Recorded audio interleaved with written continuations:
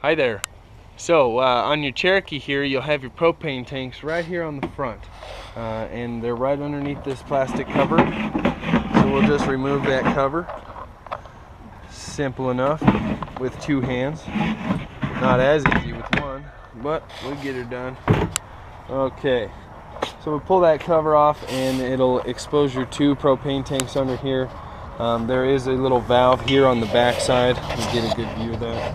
So there's a little valve back here to switch between the two tanks when one gets empty. Okay, and then you have your release up here to go ahead and release the pressure off this clamp holding those in, and then you can go ahead and take them to the fill station and have that guy fill it back up, and you're all ready to go. All right, and now walking around the side, you'll see the battery there on the back of the propane tank.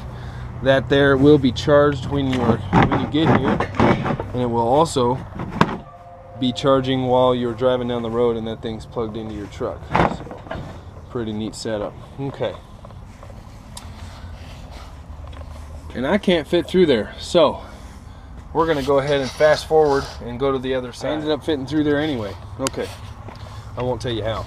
Okay, so back here on the back side, on the passenger, you'll have your water fill, and this is where you'll go ahead and this is a gravity fill port, so you go ahead and throw your hose in there, and you'll have your water fill right there, and you just fill that tank up until it's full.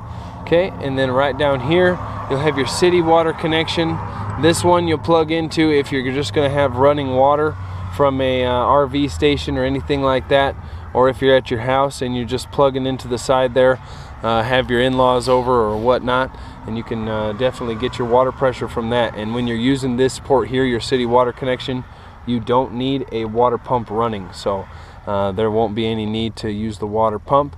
And with this one, you'll know when that's full when you have some water running out the bottom there. Okay, now real quick here, I'll go ahead and go over your power cord. This thing, it kind of takes some love.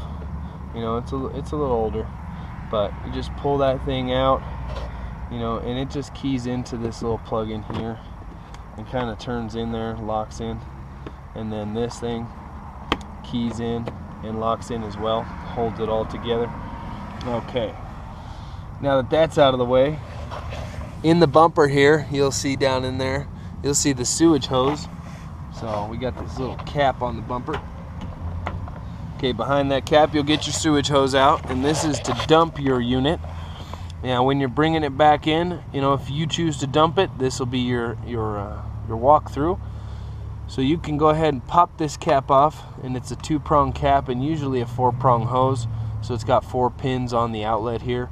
And then you'll pull your black valve first. This one's for your sewage, that drains your toilet, and we just recommend you pull that one before you go ahead and pull your little gray valve here, because you'll get your black tank empty, close that, pull your gray tank, and it will almost wash out all of that sewage from that hose. Then you'll only have minimal rinsing to do once that sewage hose is empty too. So, all right, and then once you're all done, you close, make sure both valves are nice and closed up, then you put your cap back on before you hit the road. And that wraps up that sewage portion and the outside walk around here with the Cherokee. So thanks for checking it out. All right, so when you're getting ready to hit the road here with your Cherokee, you can just go ahead and fold these little steps up out of your way, lift them in, slide them in, and you'll be good to hit the road. When you get where you're going, you just lift up, slide them on out, and rotate that bottom step on out, and you'll be good to climb in. All right.